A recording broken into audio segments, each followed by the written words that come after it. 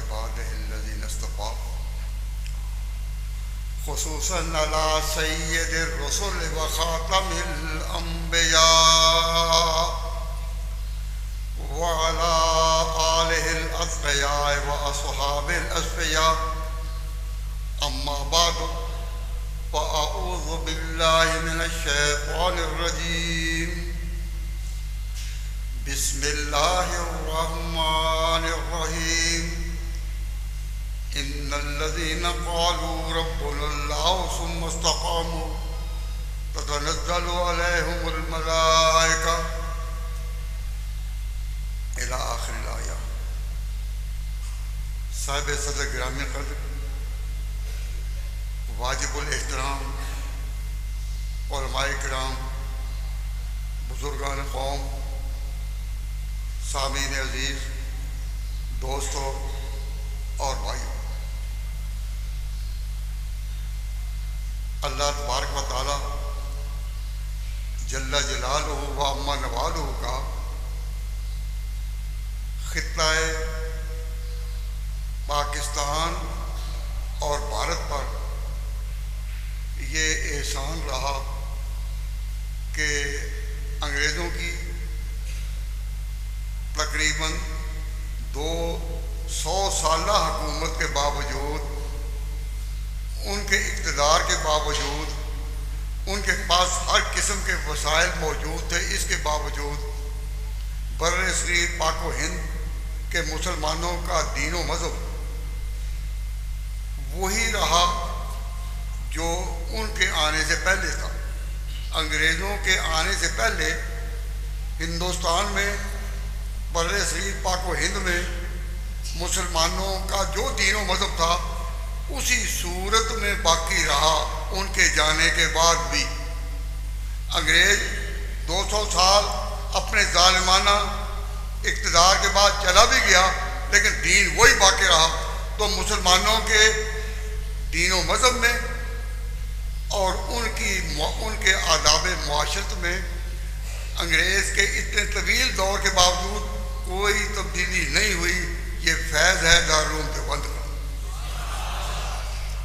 अगर दारुल उलूम देवबंद ना होता तो जिस तरह अंग्रेज़ हीले बहाने के साथ आए, बलताइफुल हियल आए, तो उन्होंने जिस तरह रियासत पर कब्जा किया, जिस तरह हिंदुस्तान पर कब्जा किया, वो पूरे मुसलमानों का यहाँ दीन का हुलिया भी बिगाड़ देता अगर उलमाए देवबंद ना होते। तो जब भी हम मुसलमानों को देखते हैं, बड़े बड़े इज्तिमात को देखते हैं, तो बात याद आती है कि अगर दारुल देवबंद ना होता तो आज दीन और ईमान की वो सलामती ना होती। तो जो शख्स अपने मोहसिनीन के एहसानात का शुक्रिया अदा नहीं करता, मन लम यशकुरिन्नास लम यशकुरिल्लाह, जो इंसानों का शुक्र अदा नहीं करता वो अल्लाह का शुक्र अदा नहीं करता। आप सब हज़रात को, हिंदुस्तान के तमाम मुसलमानों को, पाकिस्तान के तमाम मुसलमानों पर हक है कि जब वो अंग्रेज़ के 200 साल दौर इक़्तिदार को याद करें तो शुक्र करें उलमाए देवबंद का, जिन्होंने हर तरह की मेहनत करके इनके दीन और ईमान को बचाया। ना दीन और ईमान में कोई तब्दीली होने दी, ना आदाब मुआशरत में तब्दीली होने दी। इस तरफ तवज्जो कीजिए कि इंसान की फितरत है, इंसान की फितरत है कि चढ़ते सूरज को सलाम करते हैं। जिसका इक़्तिदार हो जाए, जो सीट जीत ले, जो असेंबली में पहुंच जाए, उसको समझा जाता है कि इसने बहुत बड़ा किरदार अदा किया। तो इंसान फिर उसकी अदाओं की नकल करते हैं और उसके पीछे झुकते चले जाते हैं। तो अंग्रेज़, जिनके बारे में अभी जनाब ज़हीरुद्दीन बाबर साहब ने आपसे कहा था कि वो इस तरह गर्रा थे कि हमारी सल्तनत पर सूरज कभी गरूब नहीं होता। तो जिनका इतना इक़्तिदार हो और 200 साल तक वो रहें हिंदुस्तान में, अपनी मर्जी के मुताबिक नई नई नबूवतें भी खड़ी करें, मुसलमानों के ईमान पर डाका डालने के लिए, उनको बदलने के लिए इतनी कोशिश करें और उसके बाद चले भी जाएं, तो दीन वही बाकी है या नहीं? क्यों भाई, आप अल्लाह के घर में हैं, शहादत दें, कि हम ज़ाहिरी तौर पर, सियासी तौर पर कितनी कमज़ोर क्यों ना हों, और हमारी जितनी भी सियासी जमातें आपस में नबरदादमा हैं, वो नज़रियाती जमातें नज़र ना आए। जो नज़रियाती जमातें होती हैं वो इस तरह नहीं कि उससे एडजस्टमेंट, उससे जोड़, उससे जोड़। नज़रिया मुसलमानों का एक ही है। तो इस्लाम के नज़रियात पर नज़रियाती उम्मत कायम है। आप आजकल इस शोर गुल में सुन रहे हैं कि फलां के साथ, फलां के साथ जोड़। किसी से ये भी सुना कि नज़रियाती तौर पर कहीं जोड़ हो रहा हो? नहीं। तो मैं कहता हूँ, तवज्जो करें कि किस कदर मुखलिस वो लोग थे जिन्होंने अंग्रेज़ के इस दौरे इक़्तिदार के बावजूद, और फिर एक दिन दो दिन का नहीं, 200 साल के करीब वो दौरे इक़्तिदार में रहे, आए भी और गए भी, लेकिन मुसलमानों का दीनो ईमान, दीनो मज़हब और यकीन और आदाब मुआशरत वही रहे या ना। ऐसे भी कई हजरात यहाँ बैठे हैं जिन्होंने अंग्रेज़ों का दौर इक़्तिदार देखा है। उनके आदाब मुआशरत अपने मुसलमानों क्या रहे। तो एक बात इसमें याद रखिए कि मैं अल्लाह घर में कहता हूँ कि ये फैज़ है दारुल देवबंद का। क्यों? दुनिया चढ़ते सूरज को सलाम करती है। वो कौन लोग थे जिन्होंने अंग्रेज़ों के चढ़ते सूरज को सलाम नहीं किया? वो कौन थे? मैं इस वक्त इसकी तफसील में नहीं जाता, लेकिन इतनी बात कहता हूँ कि अंग्रेज़ पहले आए, जब हिंदुस्तान में आए, उनसे पहले यूरोपियन कौमों से पुर्तगीज़ आ चुके थे। उनके बाद अंग्रेज़ आए, उसके बाद फ्रांसीसी आए, उसके बाद डच अक़वाम आई। मुख्तलिफ कौमें आती रहीं और उन्होंने हिंदुस्तान में अपने डेरे डाले।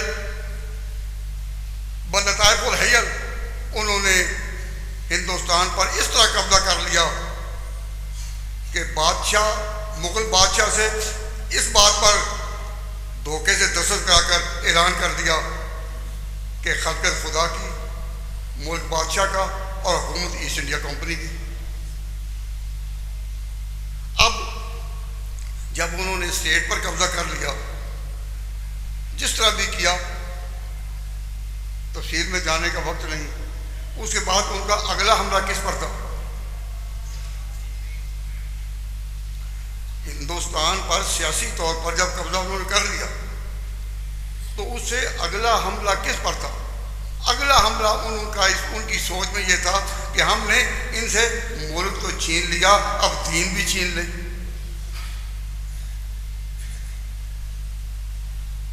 सियासी इक़्तिदार हासिल करने के बाद उन्होंने नज़रियाती इक़्तिदार चाहा कि इनसे छीन लें। तो उस वक्त यूरोप से पादरियों के पादरी आए, उन्होंने हर शहर में, चौकों में अपने अड्डे लगाए, बराह रास्त ऐसे नक्शे पेश किए जो अमेरिका की गुस्ताखाना फिल्म में आज भी याद दिलाते हैं। और ये इक़्तिदार, जिनका इक़्तिदार है, उन्हीं का ये कारोबार है कि झंडे लगे हुए हैं इस्लाम पर, पैगंबर इस्लाम पर, इधर से उधर से हमले हो रहे हैं। तो इंसान फितरतन चढ़ते सूरज को सलाम करने वाले होते हैं। तो जो लोग उनके इस कारोबार से, इस तरीक़ेकार से मुतासर हुए, उन्होंने चढ़ते सूरज को सलाम किया। जिस तरह मुल्क उन्होंने खो दिया था, वो इस किनारे पर आ गए कि दीन भी खो दें। उस वक्त मैदान में कौन निकले, ज़रा तारीख़ रफ्ता को आवाज़ दें, तारीख़ रफ्ता को आवाज़ दें। जब उन्होंने ये कोशिश की कि इनसे दीन भी छीन लें, तो उस वक्त यहाँ ज़िमनी तौर पर एक बात कहता हूँ, ज़िमनी तौर पर आप हज़रात सिर्फ सुनने वाले ना रहें। मैं अर्ज़ कर रहा हूँ, पहले भी उलमा बयान कर चुके, तो आप सिर्फ सुनने वाले ना रहें, सुनाने वाले भी रहें। जब तक आम मजलिसों में, आम महफिलों में, आम दोस्ताना मुलाकातों में, घरों की मुलाकातों में हमारे मुसलमान नौजवानों की ज़ुबान पर इस्लाम की सदाकत और नबी पाक सल्लल्लाहु अलैहि वसल्लम की सच्चाई के इजहार के लिए जरूरत नहीं होगी कि जहाँ कोई बात करे वहाँ मुँह पर एक जवाब दे। ज़रूरी नहीं कि इसमें कोई कुरान और हदीस के हवाले हों, लेकिन अल्लाह ने अकल का नूर तो दे रखा है। लेकिन किसी से हुजूर के खिलाफ इस्लाम के खिलाफ हमारा कोई नौजवान बात सुन न सके। जब कोई बात करे तो उसका मुंह कोई ना कोई मुंह जवाब में आए। हम बयान करते थक जाते हैं, रह जाते हैं, लेकिन हमारे सामईन कहते हैं कि जी जवाब देना उलमा का काम है, उलमा का काम है, हम नहीं जवाब दें। मैं अर्ज करता हूँ कि नहीं, ईमान और यकीन अपना कलमा आपने पढ़ा है और कब्र में हर एक ने खुद जाना है।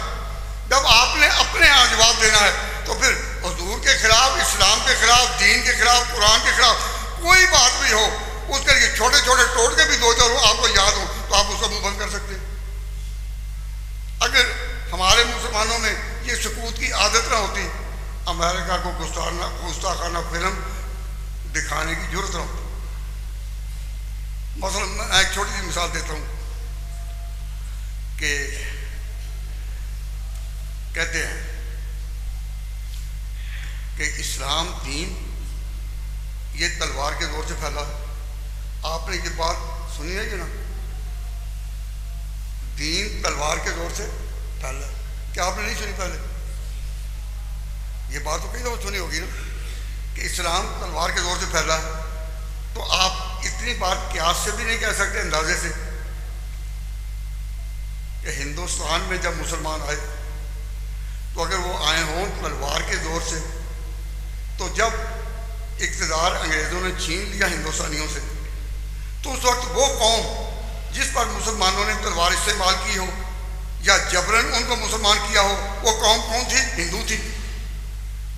तो अंग्रेज़ों ने आकर जब इस मुल्क को मुसलमानों से छीना तो चाहिए था ना कि हिंदू जो है वहाँ के, वो समझते कि अंग्रेज़ हमारे निजात दहिंदा हैं। इतिहास क्या कहता है, अक्ल इंसानी क्या कहती है? अंग्रेज़ों ने जब मुसलमानों से इक़्तिदार छीन लिया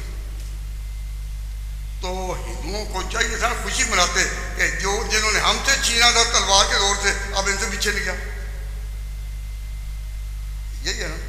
लेकिन क्या वजह कि 1857 की जंग आज़ादी में वो हिंदू मुसलमानों के साथ होकर लड़े कि अंग्रेज यहाँ से निकल जाए। पूरी तारीख 1857 की जब मार्के की और ये जो जिद्दोजहद तारीख आज़ादी थी उसमें हिंदू मुसलमान इकट्ठे होकर लड़े। इससे मालूम हुआ पहले जो मुसलमान वहाँ आए थे वो तलवार के दौर से नहीं आए थे। अगर तलवार के दौर से आए होते तो कभी उन्हीं के साथ मिलकर हिंदू अंग्रेज़ों से ना टकराते और 1857 में मुसलमानों का शासन देते। ये बात जो मैंने की है ये कोई अकल में आती है या नहीं आती? तो अकल तो जहाँ कोई ऐसी बात करे कि इस्लाम तलवार के दौर से फैला, आप अपने क्यास से, अंदाजे से ऐसी बातें करके उसका मुंह बंद नहीं कर सकते।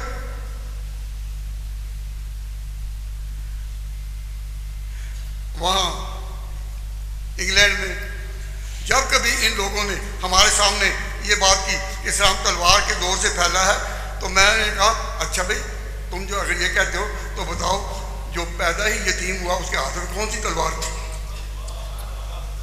हम उस नबी की उम्मत है कि जो पैदा होने से पहले यतीम थे। घर में कोई उनका भाई नहीं, कोई बड़ी बहन नहीं उनकी जगह ले ले, कोई जागीर नहीं, कोई दौलत नहीं था। वो अल्लाह के पैगंबर ने उस वक़्त उनकी जो हालत थी, इसमें तुम बताओ कि उनके पास दौलत कौन सी थी कि वो उन्हें तलवार के दौर से फैले। भाई हजूर मक्का से जो मदीना निकले वो रात को छुपते छुपाते गारों में पनाह लेते, इस तरह गुजरे या तलवार के साथ निकले। और जिसके पास ताकत हो वो इस तरह रातों रात छुप कर अपने घर से निकलता। तो ये बातें जो मैंने आपसे कही ये अपने अकल के साथ, आम ज़ौक़ के साथ, इसके लिए कोई इल्म की ज़रूरत नहीं, हवालों की ज़रूरत नहीं, कोई कुरान की आयत की तफसीर की ज़रूरत नहीं। लेकिन हम हैरान हैं कि हमारे नौजवान पढ़े लिखे जो ग्रेजुएट भी हो गए जब ऐसी कभी बात सुनते हैं तो अंदर से कोई जवाब ही नहीं निकलता। मैं बता ये रहा था कि अंग्रेज़ जब हिंदुस्तान में आए उन्होंने मुल्क तो मुसलमानों से छीन ही लिया, उसके बाद उनके दीन पर हमला करना उनका दूसरा प्रोग्राम था। और दुनिया जैसा कि मैंने कहा चलते सूरज को सलाम करती है, तो जब अंग्रेज इस मुल्क में सारे लोग स्पेन की तरह उनकी आगोश में चले जाते अगर उलमा देवबंद ना होते। उस वक्त देखे कि उलमा में से और मुख्तलिफ फिरकों के रहनुमाओं को देखे उस वक्त वो कहाँ थे, और पादरियों के पंजे में पंजे डालकर और उनकी आंखों में आंखें डालकर कौन हजूर के नाम पर कुर्बानियां दे रहे थे, इस्लाम के नाम पर कुर्बान हो गए। सहाफत वक्त की आईनादार होती है, सहाफत वक्त की आईनादार होती है। तो मुझे मौलाना ज़फ़र अली खान का एक शेर याद आ रहा है कि उलमाए देवबंद कौन है, शेख मौलाना महमूद हसन के असातिज़ा और बुजुर्ग वो कौन है और उनके शागिर्द कौन है। तो अखबार ज़िम्मेदार में सरे वर्क एक नज़म सामने आई कि वो कौन है, उलमाए देवबंद, उलमाए देवबंद। तो मौलाना ज़फ़र अली खान ने कहा कुफर नाचा जिनके आगे बारहा तिगनी का नाच, कुफर नाचा जिनके आगे बारहा तिगनी का नाच। कुफर कुफर कभी मसीह अलैहिस्सलाम को खुदा का बेटा बनाने के उन्वान से सामने आया, कभी मिर्ज़ा ग़ुलाम अहमद की सूरत में सामने आया, कभी इनकार सुन्नत के नाम सामने आया। कुफर नाचा जिनके आगे बारहा तिगनी का नाच, जिस तरह जलते तवे पे रक्स करता है स्पंज, जिस तरह तवा गर्म हो उसके ऊपर हरमल का दाना फेंक दो तो वो तड़पता है और आवाज़ आती है। कुफर इस तरह उलमाए देवबंद के सामने नाचा। इन्होंने वहाँ से पादरी मंगाए, फ्रांस से भी पादरी आए, लंदन से भी पादरी आए, दूसरे मुल्कों से आए और उन्हें मार के लगाए, लोगों को लालच भी दिए। लेकिन अल्हम्दुलिल्लाह इस्लाम हम मुसलमान अपने दीन व मज़हब के लिहाज से और अपने मुआशरत के लिहाज से उनमें तब्दीली पैदा नहीं कर सकते। आज भी हमारे अरबाब सियासत, सियासी लोग जो मुल्क पर कभी कोई आ गया कभी कोई आ गया, इनके आपस में कितने इख्तिलाफात क्यों ना हो, कितने निज़ात क्यों ना हो, लेकिन मुसलमानों ने अपना दीन व ईमान, मज़हब और अकीदा और मुआशरत कायम रखी है या नहीं। खा ये हल्का महदूद हो खा वसी हो, लेकिन अब तक जो दीन कायम है नजरियाती तौर पर वो किन का फैज़ है। आज बताएं कि जितनी भी सियासी पार्टियां हैं, जितने भी अरबाब इक़्तिदार हैं, उनमें किसी में आपको कोई नजरियाती तौर पर इस्लाम की कोई शुआ मिलती है? अगर नहीं फिर भी आप मस्जिद में हैं, फिर भी अकीदे की बातें सुन रहे हैं। तो इस्लाम बाकी है और बाकी रहेगा। कारवां आते रहे जाते रहे, सियासत के कई काफिले चले और गए, कारवां आते रहे जाते रहे, हम फरेब रहनुमा खाते रहे। लेकिन अल्हम्दुलिल्लाह ये जो ज़ौक़ पैदा हो गया है, ये जो ज़ौक़ आप में पैदा है अपने दीन और ईमान के बचाने का, इस पर मैं आपको मुबारकबाद देता हूँ और इस तरफ तवज्जो दिलाता हूँ कि नबी पाक सल्लल्लाहु अलैहि वसल्लम के बाद, नबी पाक सल्लल्लाहु अलैहि वसल्लम के विसाल के बाद मुसलमान कौम को किसने संभाला? हुजूर सल्लल्लाहु अलैहि वसल्लम तो खुदा के पैगंबर थे, जो उन्होंने काम किए उनके पीछे खुदा की ताकत थी। लेकिन जब हुजूर ने विसाल फरमाया तो आपके विसाल के बाद मुसलमान कौम को किसने संभाला?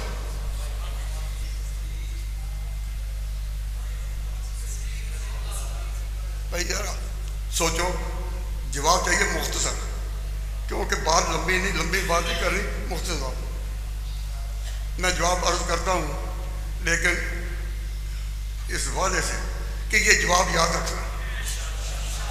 हजूर अकरम सल्लल्लाहु अलैहि वसल्लम के बाद, हजूर की वफात के बाद मुसलमान कौम को किसने संभाला? इसका एक ही जवाब, छोटा सा, इस शर्त पर अर्ज कर रहा हूं कि आप इसे याद रखें। बोलेंगे तो नहीं? मुसलमान कौम को संभाला खिलाफत ने। अगर खिलाफत ना होती, अगर खुलाफाए राशिदीन ना होते, अगर वो एक निज़ाम ना होता तो फिर मुसलमान संभल सकते थे? नहीं। मुसलमानों ने जहां भी कहीं शिकस्त खाई उस वक्त कि जब उसमें आपस में जोड़ना हो। सहाबा किराम रिज़वानुल्लाह अलैहिम अजमाइन आपस में एक थे, आपस में एक थे और सारे नेक थे। उनका जो निज़ाम था उसका नाम है निज़ाम खिलाफत। तो निज़ाम खिलाफत कायम हुआ। नतीजा क्या कि कैसर और किसरा भी उनका मुकाबला न कर सके। हजूर अकरम सल्लल्लाहु अलैहि वसल्लम के आखिरी वक्त तक जो मुस्लिम स्टेट थी वो महदूद थी, लेकिन खिलाफत राशिदा में इस्लाम के झंडे रोम में, ईरान में, शाम में, मिस्र में, अफ्रीका तक पर लहरा गए।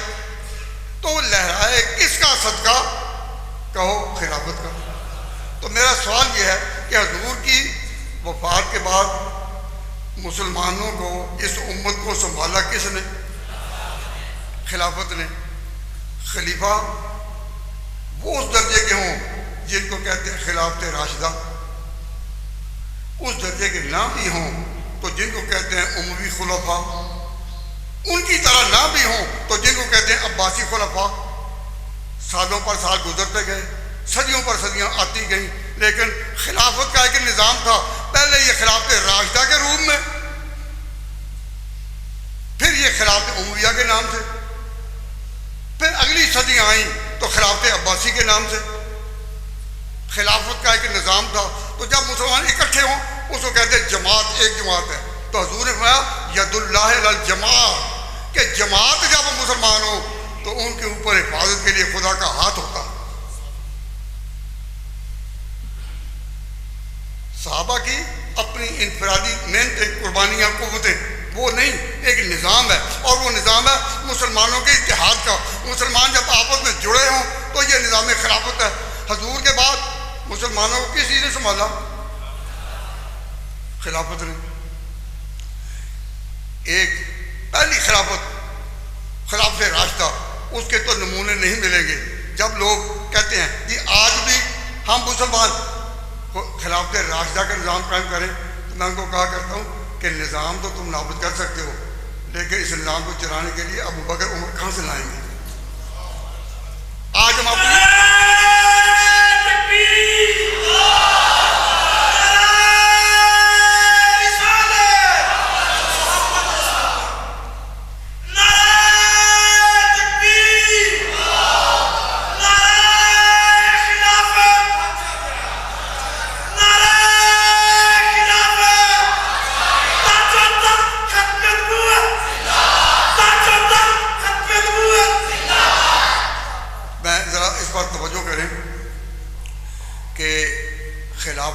खिलाफत है जिसको कहते हैं अल जमा, सब इकट्ठे मुसलमान। मुसलमानों का एक मुल्क नहीं, किसी मुल्कों के जोग्राफियाई फासले जो है वो कौम को अलग-अलग नहीं रख सकते। जब सब इकट्ठे हों, इन पर खुदा का हाथ है, यदुल्लाह अल जमा। तो मुसलमानों ने बावजूद है कि अब वो दौर नहीं रहा था कि अबू बकर उमर जैसे लोग आएंगे उसको चलाएं। उमवी दौर आ गया, फिर अब्बासी दौर आ गया। और जब अब्बासी खलीफा की हैसियत बगदाद में इतनी कमज़ोर हो गई कि वो एक मुल्क के दर्जे में रह गया, तो अब्बासी खलीफा ने उस वक़्त की नब्ज़ पर हाथ रखकर तुर्कों को कहा। तुर्क अरब न थे और तुर्क अरब नहीं। तो अब्बासी खलीफा के आखिरी खलीफा ने, अब्बासी खिलाफत के आखिरी खलीफा ने तुर्कों को कहा कि हम अब इस कुव्वत में नहीं रहे कि सारे मुल्कों का निज़ाम संभाल सकें। और मुसलमान कंट्रीज में उस वक़्त सबसे ज़्यादा ताकत तुर्कों के पास थी। तो तुर्कों को कहा कि तुम अब इसको ले लो। अब आगे खलीफा जो चले उनको कहते हैं खिलाफत उस्मानिया। तुर्कों का बड़ा जो था उस्मान, ये वो उस्मान नहीं जो खिलाफत राशिदा वाले हैं, ये और थे। तो उसने अपने संभाल लिया। तो उस वक्त जब तुर्कों ने संभाला और तुर्कों को किससे बात इक़्तिदार मिला था, वो की लंबी बात है। तुर्क एक कौम है जो वस्त तुर्किस्तान से निकली थी और वाशी किस्म की कौम, नहायत जोश वाली थी। ईसाइयों ने उस वक़्त का चाहा कि किसी तरह इस कौम को मुसलमानों पर डाल दें, कि मुसलमानों को गिराने के लिए, दबाने के लिए इनको डाल दें। जैसा किसी को उकसाया जाता है। इन तातारियों को, तुर्कों को तातारी भी कहते थे उस वक्त, इन तातारियों को उकसाकर मिसलीड करके मुसलमानों से टकरा दे तो मुसलमानों से हम अपना पुराना सलीबी जंगों का इंतकाम ले लेंगे। जब उन्होंने कोशिश की तो अल्लाह तबारक व तआला भी है, उन्होंने बजाय इसके कि तुर्क मुसलमानों से टकराएं, उनके दिलों में इस्लाम डाल दिया। इकबाल ने गालिबन कहा था कि ये हकीकत है आया तातार के अफसाने से पासमां काबे को मिल गए सनम खाने से। अब काबे को संभालने के लिए जरूरत थी कि काबे को संभालने के लिए क्यों आए, तो पासवान काबे को मिल गए। कहाँ से? सनम खाने से, उन तुर्कों से जिनको ईसाई मुसलमानों से लड़ाने के लिए उठाना चाहते थे। तो जब आखिरी अब्बासी खलीफा ने तुर्कों को खिलाफत दे दी तो बावजूद है कि तुर्क अरब नहीं, लेकिन ये खिलाफत देने वाला कौन है? जो बिल्कुल जायज़ तौर पर लीगली वो कुरैशी खानदान कुरैश में नबी पाक के खानदान में था और उनकी खिलाफत अब्बासियों की कई सदियों पर हावी थी। तो उस खलीफा ने जब अपनी खिलाफत दे दी किनको? तुर्कों को।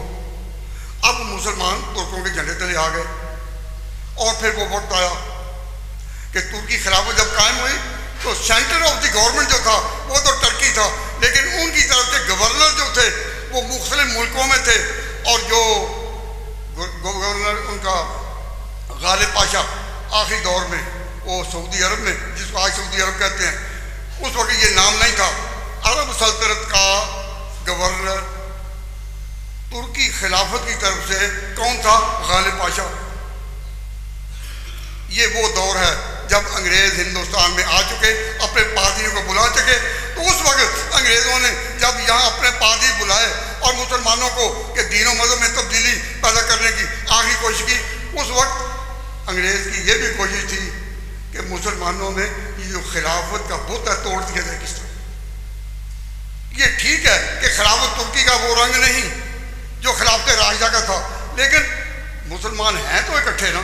जब तक इनकी जो यूनाइटेड, जब इनकी ये मजबूत हैसियत जो है इसको हम तोड़ेंगे ना, हमारे लिए आगे सिलसिला नहीं चलेगा।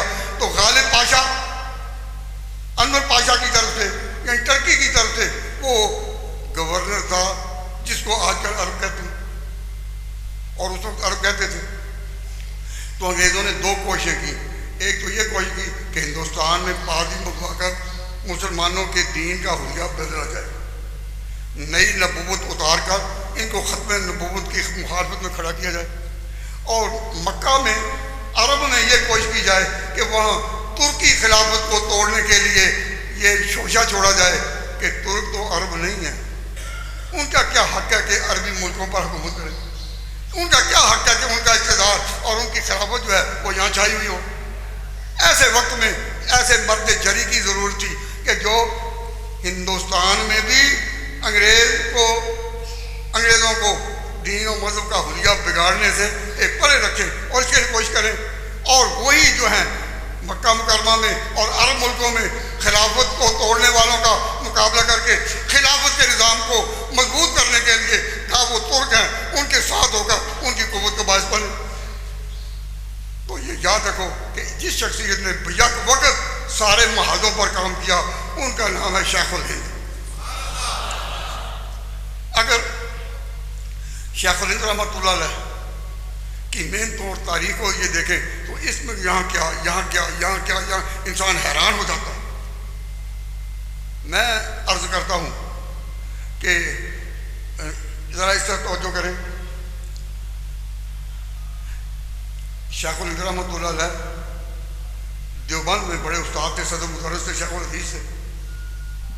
उनकी नज़र जो थी ना वो सिर्फ हिंदुस्तान इंडिया पर नहीं थी, उनकी पूरे आलम इस्लाम पर, पूरी दुनिया पर उनकी नज़र थी। सोचते थे इनका इनका इनका इनका।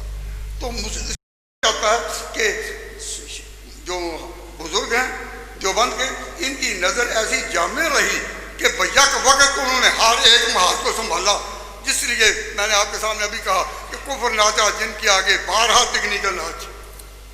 तो मौलाना के शागिर्द मौलाना उबैदुल्लाह सिंधी रहमतुल्लाह अलैह, मौलाना उबैदुल्लाह सिंधी वो फरमाते हैं कि जब अंग्रेज़ों ने मेरे लिए जिला वतनी के अहकाम जारी किए कि ये हिंदुस्तान से निकल जाए, तो उनको जिला वतनी की सजा जो दी गई वो ये कि हिंदुस्तान से निकाला गया कि 21 साल तक हिंदुस्तान आप कौम नहीं रख सकते।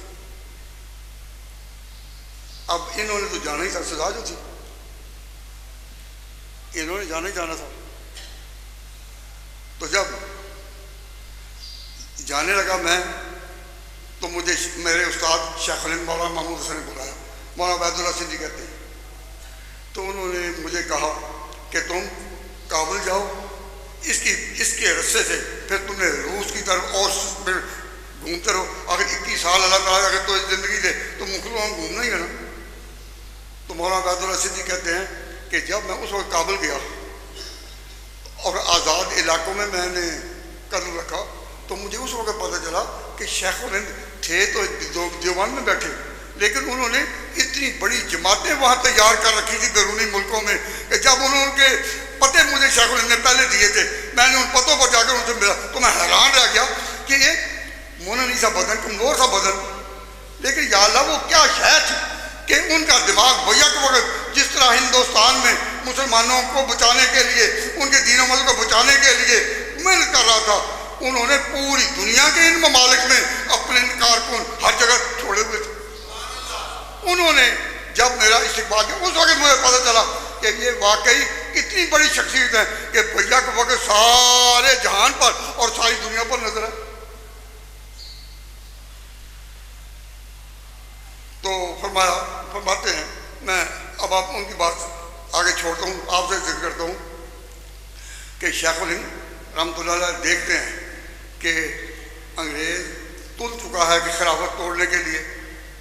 वो मुसलमान जिनकी खिलाफत पहले खिलाफत राशिदा के नाम से थी, फिर खिलाफत बनी उमैया की खिलाफत उमैया के नाम से थी, फिर खिलाफत अब्बासिया के नाम से थी, और फिर खिलाफत आई वो खिलाफत उस्मानिया तुर्कों की खिलाफत।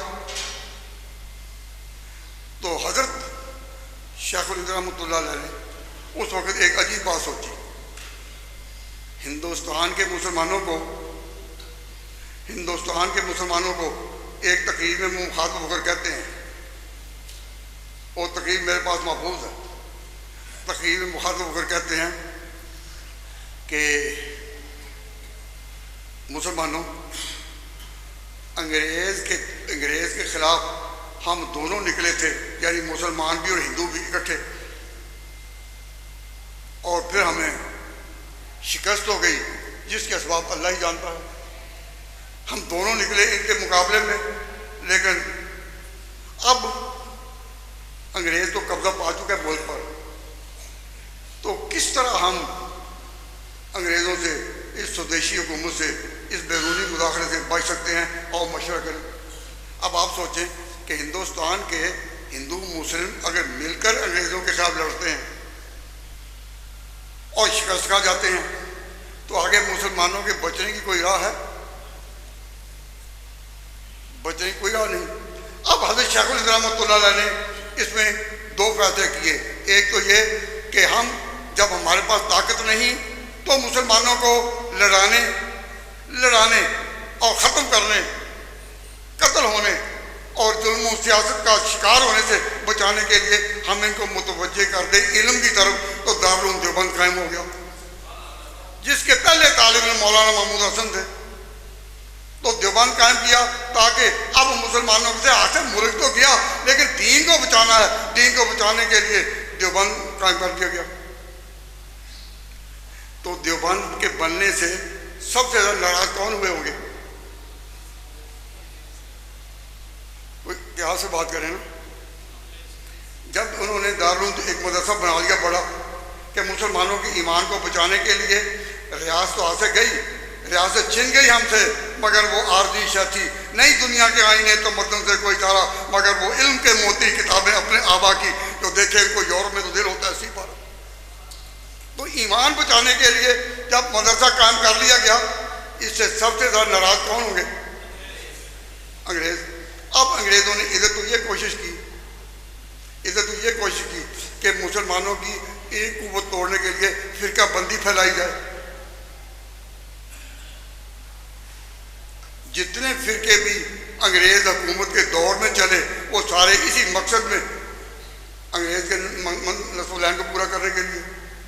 तो तवज्जो फिर इस तरफ कीजिए ये बात कि अब एक मसले की बात है, ज़िमनी लंबी बात नहीं करता, बस बात भी ख़त्म करनी है, लंबी बात नहीं करता।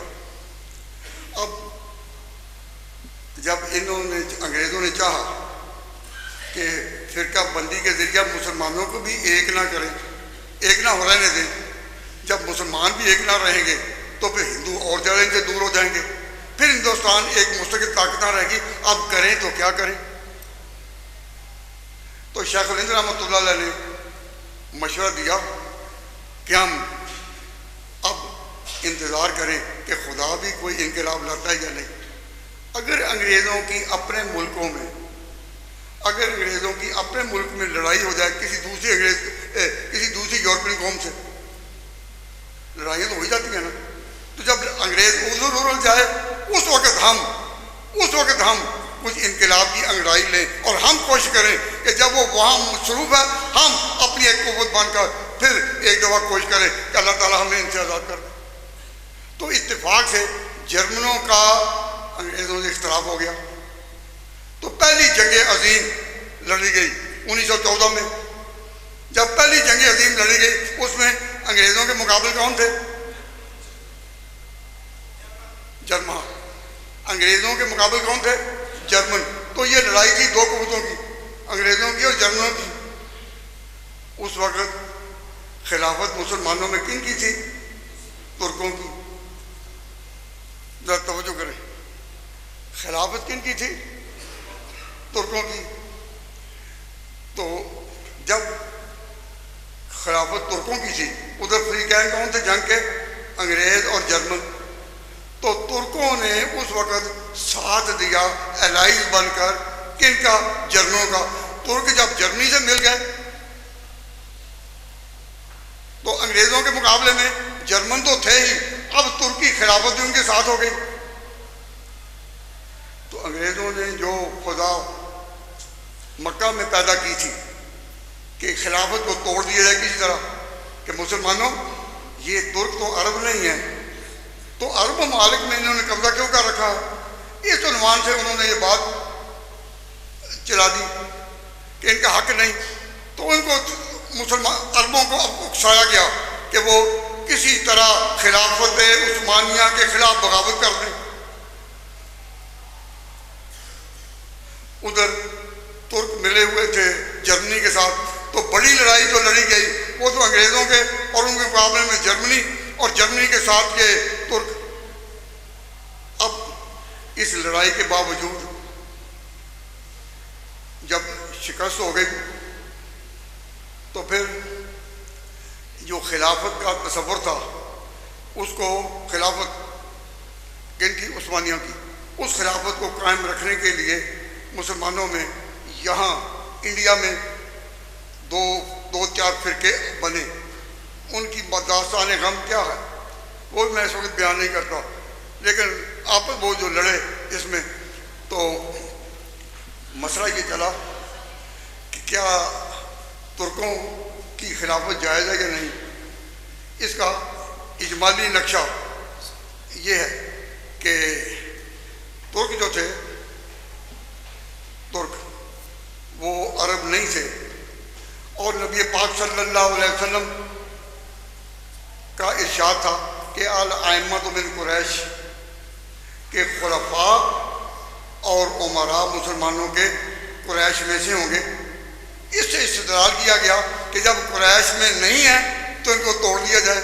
और ये नहीं पता था कि खिलाफत इनको दी है अब्बासियों ने, और वो जायज़ खलीफा के खिलाफ अल-अइम्मत मिन कुरैश के तहत, तो उनका काम कोई भी हो बतौर जायज़ खलीफा के जिसको सुपुर्द किया वो उन्हीं का नुमाइंदा होगा।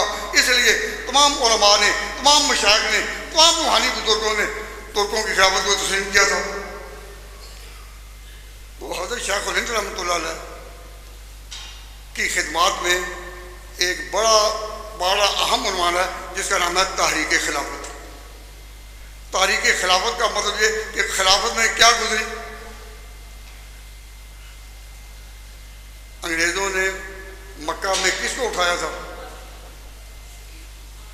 जो वहाँ अरब था उसको तुर्कों ने अपना गवर्नर तो भेजा हुआ था गालिब पाशा, लेकिन वहाँ की हुकूमत का जो जिसका वज़ीर आज़म होता है वो बनाया हुआ था शरीफ को। तो शरीफ मक्का की हुकूमत थी, उसको वो अरब था, उसको कहा कि तुम बगावत का ऐलान कर दो और कहो मुल्क को कब्जा मैंने कर लिया। उस वक्त हज़रत शेख रहमतुल्लाह अलैह और मौलाना मोहम्मद जौहर वगैरह ये सारे अफराद जो थे वो खिलाफत के हक में थे। तो डॉक्टर इकबाल का शेर मुझे याद आ रहा है, वो कहता है कि वो मक्का का हुक्मरान जिसे कहते हैं शरीफ, वो तो सौदा कर रहा है अंग्रेज़ों के साथ मिलकर, और तुर्क जो अरब भी नहीं है वो जान की बाजी लगाए हुए हैं और मैदान में उनसे लड़ रहे हैं। तो इकबाल ने हैरानी के साथ कहा, हैरानी के साथ कहा, बेचता है हाशमी नामों से दीन मुस्तफ़ा। बेचता है हाशमी यानी जो वो अरब था ना, वो अपने आप को ये शर्क उर्दन में अब तक इनके औलाद की हुकूमत है, तो इसको कहा ये उर्दनी। बेचता है हाशमी नामों से दीन मुस्तफ़ा, खाक खून में मिर रहा है तुर्कमान सख्त कोश। और तुर्क जो है वो जान की कुर्बानी दे रहे हैं। इससे पता चलता है कि डॉक्टर इकबाल का अपना नजरिया भी शेख हिंद के साथ था। शेख हिंद हिंदुस्तान में आवाज़ उठा रहे थे खिलाफत के हक में, और वो मुसलमानों को कह रहे थे कि हम इस खिलाफत के साथ हैं। तो जो लोग अल-अइम्मत मिन कुरैश के सहारे कह रहे थे कि खिलाफत टूटनी चाहिए, ऐसा सदमे की बात है कि वो अपनी जगह कामयाब हो गए। आज मुसलमान जो हैं वो दुनिया में कई खिलाफत के साए में हैं। तो मैंने पहला सवाल आपसे ये किया था कि हुजूर की वफात के बाद मुसलमानों को संभाला किसने? खिलाफत ने। तो जब खिलाफत को तोड़ने में अंग्रेज़ कामयाब हो गए तो अब मुसलमानों पर कोई खिलाफत का साया है नहीं। कोई मुल्क कुछ कह रहा है, कोई कुछ कह रहा है, कोई कुछ कह रहा है। आज मुसलमान खिलाफत के बगैर इस तरह अबतरी का शिकार हैं कि ये एक उन्वान और एक नाम से कहीं भी नहीं। तो मुसलमानों पर जो हालात गुजर रहे हैं, लोग पूछे हैं कि हर रोज़ अखबार देखकर इतने हमले हुए, इतने हमले हुए, इतने मर्द कत्ल हुए, इतने कत्ल हुए, या अल्लाह ये मुसलमानों पर क्यों गुजर रही है? इसलिए कि हम उस एक होने से महरूम हैं जिस पर अल्लाह ताला का वादा था कि यदुल्लाह अलल जमा। तो हम ये हज़रत शेख रहमतुल्लाह अलैह इल्म के आफ्ताब और महताब जिस तरह उन्होंने देवबंद में सदर मुदर्रिस और शेख हदीस होने पर अपनी दीनी जिम्मेदारी अदा की, और शेख इस तरह कि हिंदुस्तान में जितनी ताकतें भी अंग्रेज़ों के खिलाफ थी उन सब के वो सियासी तौर पर रहनुमा थे। जब वो माल्टा से रिहा होकर आए तो आगे हिंदू मुसलमानों ने जब उनका इस्तकबाल किया तो उनके इस्तकबाल करने वालों में गांधी भी था। हिंदू बड़ा नाज करते हैं कि हमारे पास गांधी जैसा मुफक्किर, जिस तरह सियासतदान, गहरी सोच वाला, जिसने नॉन वायलेंस का फलसफा जो था पेश किया। तो हम उनसे हिंदुओं से इतना कहते हैं कि गांधी को इस दर्जे की बात सिखाई किसने, समझाई किसने? शेख कौन था? शेख हिंद। मुसलमानों को उठाया शेख हिंद ने, हिंदुओं को भी उठाया शेख हिंद ने। अंग्रेजों के खिलाफ दोनों को लड़ाने के लिए वो जो फजा पैदा की दोनों ने, 1857 की जंग आज़ादी के बाद मुसलमानों ने हिंदुओं को साथ लेकर अंग्रेजों का मुकाबला किया। तो शेख हिंद एक बड़ी जामे शख्सियत थी, जामे। अफसोस क्या हम उसे अपने यहाँ एक मुख्तसर माहौल में खराज अकीदत पेश कर रहे हैं। चाहिए था कि लाहौर के एक एक बड़े महल्ले में जहाँ बड़ी बड़ी मस्जिदें हैं, शेख हिंद के कारनामों को जिंदा करने के लिए कोशिश की जाती कि हम शेख हिंद की उसी फिक्र की तायीद करते हैं, ऐ अल्लाह हम में तू उस फिक्र को बेदार कर। तो कुछ फ़ायदा भी होता। ताहम मैं आप हज़रात का शुक्रगुजार हूँ कि आपने इस मसले को समझने की कोशिश की। और ये बात इस वक्त मैं नहीं कह सकता, क्यों? वक्त मुख्तसर है। जब कोई बात कह दी जाए तो फिर उसकी वजाहत के लिए वक्त भी चाहिए ना। सवाल बता देता हूँ, जवाब आप पूछते रहें। हिंदुस्तान में जब अंग्रेज तुर्की खिलाफत को तोड़ने के लिए काम कर रहे थे और शरीफ मक्का से उन्होंने बगावत करा दी थी तुर्कों के खिलाफ, उस वक़्त इस मुल्क में तुर्की खिलाफत के कौन फतवे दे रहे थे? समझिए जवाब। नहीं समझे कि जब अंग्रेज ये कोशिश कर रहे थे ना कि हम खिलाफत को तोड़ दें, सो अरब में हुकूमत थी तुर्कों की और उनकी तरफ से नुमाइंदा जिस तरह वज़ीर आज़म होता है वो था शरीफ और गवर्नर था गालिब पाशा और टर्की में वज़ीर आज़म था अनवर पाशा। उस वक्त जब ये अंग्रेज़ तोड़ रहे थे तो हिंदुस्तान में खिलाफत के हक में कौन थे और खिलाफत के खिलाफ कौन थे, ये आप खुद अपने तौर पर तहकीक करें और पूछें। मैं इस वक्त उसकी तफसील नहीं करता। सवाल क्या है कि खिलाफत में हक में कौन थे और उसके खिलाफ कौन थे। एक फतवा तैयार किया गया। हज़रत शेखुल हिंद रहमतुल्लाह अलैह तो अरब जा चुके थे हज के उन्वान से कि हज के लिए उन्होंने उस ज़मीन में दाखिल ले लिया। वहाँ उनका मिशन था कि किसी तरह गालिब पाशा के साथ मिलकर तुर्कों की हमदर्दियाँ इंडिया के हक में हासिल करें। तो इतना फतवा आया कि जी तुर्क खिलाफत के हकदार हैं या नहीं, दस्तखत कर लें, आप आलम दीन है, दस्तखत कर लें, आप दस्तखत कर दें, आप दस्तखत कर दें। अंग्रेज़ों ने उस वक्त कितने लोगों ने दस्तखत कराए और ख़ुद हिंदुस्तान में ऐसी किताबें लिखी गई कि तुर्क खिलाफत के हकदार नहीं है। एक पूरी की पूरी तहरीक चली,